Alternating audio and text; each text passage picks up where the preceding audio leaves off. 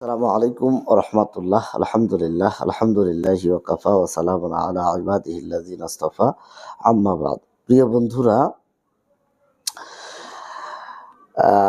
এই মুহূর্তে যে ভিডিওটি নিয়ে আপনাদের সামনে উপস্থিত হয়েছি তা হচ্ছে ১০তম হুকুম মানে দিন, মানে দিনকে গোপন করা না। তাহলে কি? আসলে ১০ম হুকুম আমাদের বলে দেয় যে দিন গোপন করা কোনোভাবেই যাবে না। যা আল্লাহ নাজিল করেছেন তা পূর্ণভাবে বলতে হবে।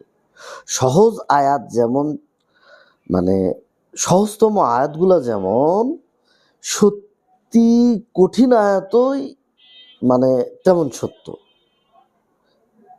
বিষয়টা এমন একটা বিষয় যে সহজতম আয়াত যেমন, কঠিনতম আয়াতও হচ্ছে তেমনই সত্য। রাসূল সাল্লাল্লাহু আলাইহি ওয়াসাল্লাম কিছুই লুকাননি। মানে আমরাও সুবিধা মতো ইসলাম বেছে নিতে পারি না।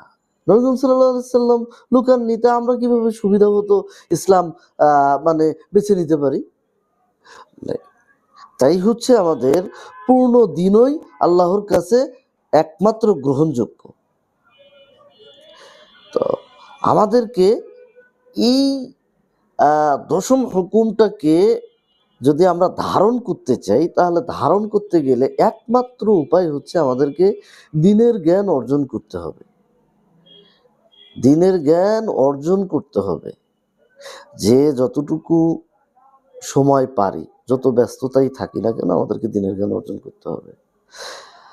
কারণ আমরা মারা যাব, মারা গেলেই সব শেষ। আমাদেরকে প্রস্তুতি নিতে হবে, মহান আল্লাহর দিকে ফিরে যেতে হবে।